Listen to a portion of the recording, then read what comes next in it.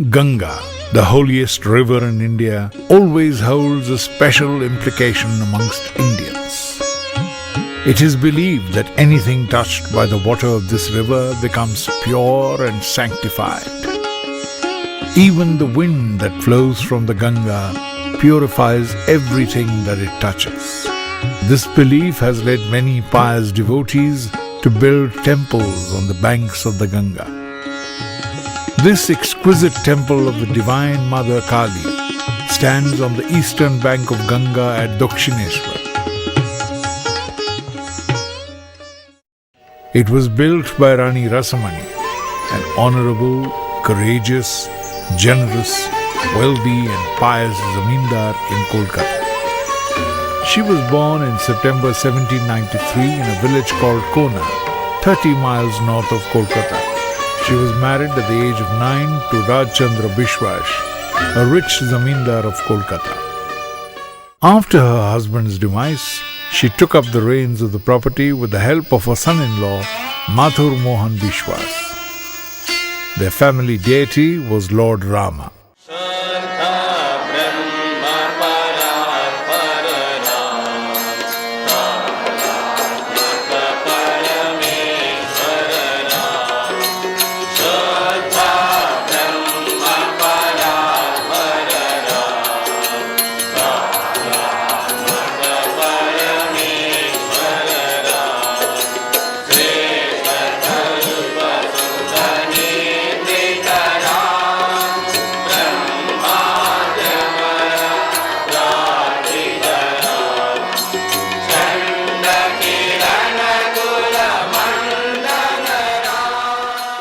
One evening, a group of drunken English soldiers vandalized her house at Kolkata. When they were about to enter the inner apartments, Rani Rasmani took up arms in her hand to save the honor of the family. She stood like Goddess Kali in front of them. Seeing her terrible form, the soldiers became scared and ran away. The Rani could not believe that such a mishap could occur when Sri Rama was present in her house. Then she remembered an old incident. On the day of her marriage reception, a sannyasin had given her an idol of Sri Rama as his blessings. After about 30 years, that sannyasin had come back and asked the idol back. But in the meantime, she had become so devoted to that idol that she could not part with it. The sannyasin had smiled and gone away. Now it occurred to her that the sannyasin had actually taken away Sri Rama in spirit along with him, leaving behind only his metallic idol body. Recollecting these events, the thought came to her that it was time to start Shakti worship. Meanwhile, she was planning to visit Lord Vishwanath and Annapurna at Kashi. On the night before her departure, she had a divine vision of the goddess Annapurna. The goddess instructed her, "There is no need to go to Kashi. Install my stone image in a beautiful spot on the banks of the Ganga and arrange for daily worship." The devout Rani was highly delighted to receive this instruction. The Dakshineshwar Kali Temple is situated just 5 kilometers north of Kolkata and about 10 kilometers from Howrah station. This is the site map of Dakshineshwar Temple at Sri Ramakrishna's time. A huge courtyard houses the temples. At the center is the temple of goddess Bhavatarini. In front of the temple is a prayer hall or Nat Mandir. On the northern side of the Kali temple is Radhakanta temple. On the west of the courtyard, 12 Shiva temples flank both sides of the Chandani. Sri Ramakrishna's room is located at the northern corner of the temple courtyard.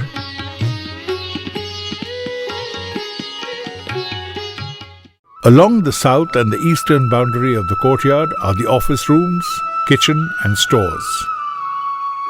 Namaste Saranye Shive Sanukampe Namaste Jagat Vyapike Vishwarupe Namaste Jagat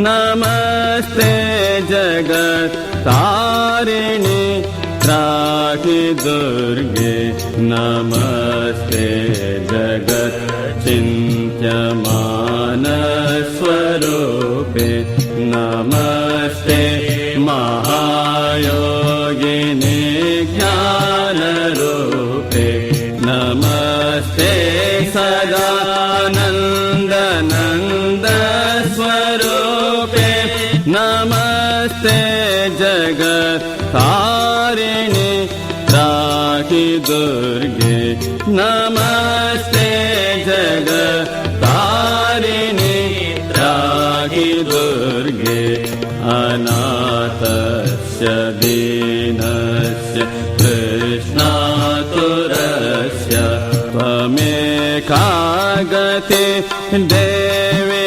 nistaradatre tvameka gati devi nistaradatre namaste jagat tarini traki durge.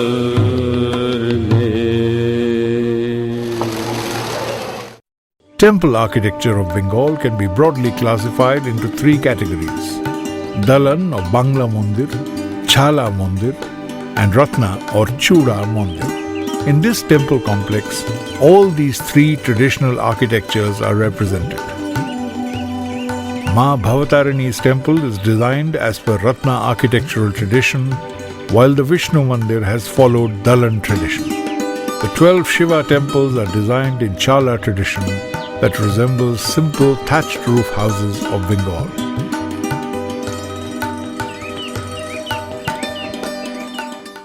The Navaratna temple of goddess Kali at Dakshineshwar is one of the finest examples of the Ratna Mandir architecture. Navaratna style means a temple with 9 turrets. The graceful turrets on the 3-tiered roof reflect the genius of the architects of Bengal. The height of the temple is 100 feet and the area at the base is 46.5 square feet. The Garbha Mandir or inner shrine is 15 feet square. In the shrine, a black stone image of Mother Kali, 33.5 inches high, stands on Lord Shiva's chest facing south. The white marble image of Lord Shiva lies on a 1,000-petal silver lotus on a black stone pedestal. According to Tantric interpretation, the image of goddess Kali standing on the chest of Lord Shiva has a special significance. Lord Shiva lying as a dead body represents Shiva Tattva or the inactive Brahman, the absolute pure consciousness which is beyond all names, forms and activities.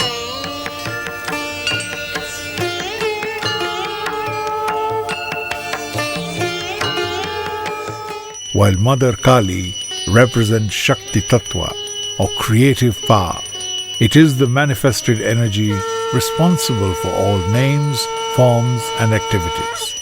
Here, Divine Mother is standing with 4 arms in the form of Dakshina Kali, holding her tongue out.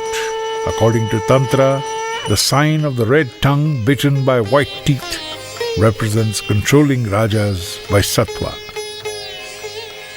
The upper right hand of the Divine Mother denotes Abhaya Mudra, through which she assures protection to her children.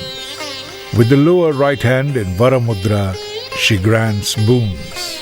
In the 2 left hands she holds a kharga or sword and a severed human head. The sword signifies divine knowledge and the human head signifies human ego. This ego must be slain by divine knowledge in order to attain moksha. The idol is decorated with a silver chalachitra which stands on 4 small silver pillars. As Mother Kali is known as Smashan Vasini, she is decorated with a golden garland of human heads and a girdle of human hands. A big image of Jackal is placed on the pedestal. A bull, a lizard, a swan and a lion are also depicted on the pillars of the Chalachitra. In front of the deity on the right are Ganesh, on the left, and a silver image of Sri Ramakrishna are placed. A Mangal Ghata or a holy vessel is kept in front of the image on which daily worship is done.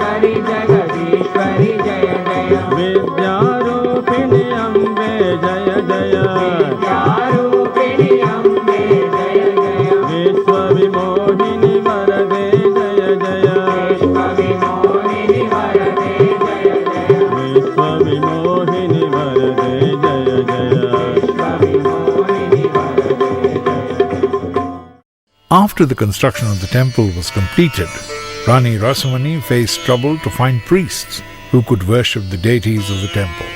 Finally, Sri Ramakrishna's elder brother, Ram Kumar Chattopadhyay, agreed to take the responsibility. On 31st May 1855, on the auspicious occasion of Snana Yatra, the temple was consecrated with impressive grandeur.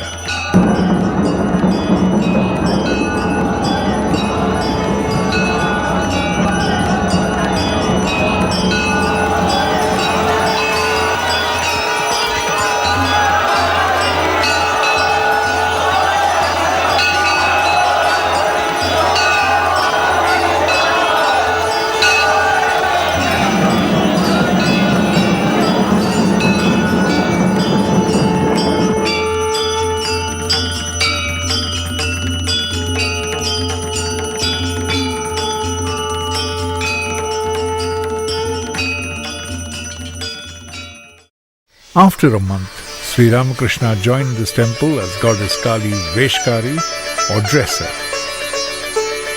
After 2 months, he became the priest of Vishnu temple.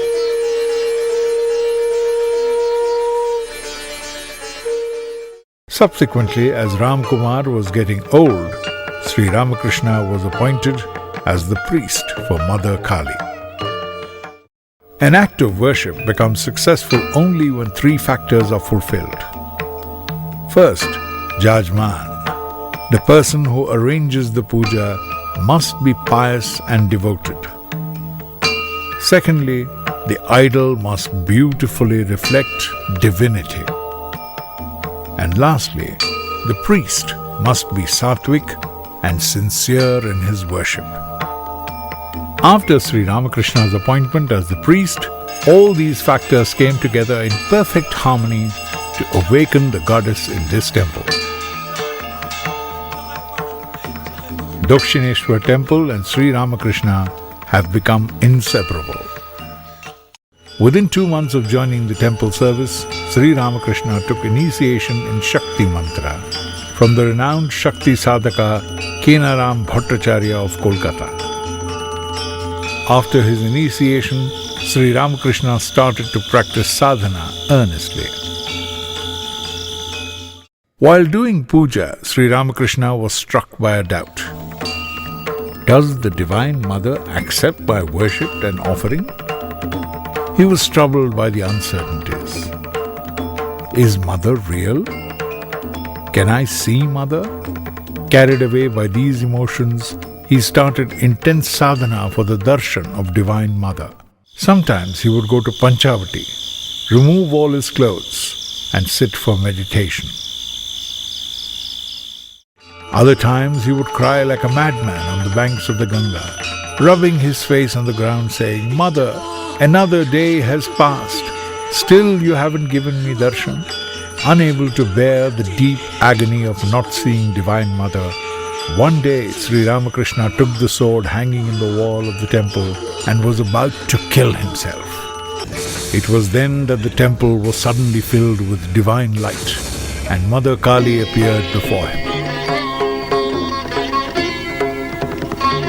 After this experience, Sri Ramakrishna began to see the living presence of Divine Mother in her idol. He used to talk to her, play with her,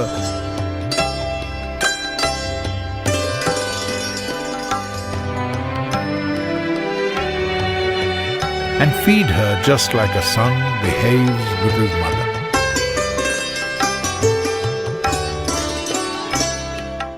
Just in front of Mother Kali Temple stands the Nath Mandir, a congregation hall for the devotees. The Nath Mandir is used for bhajans, kirtan, jatras and pandit sabhas.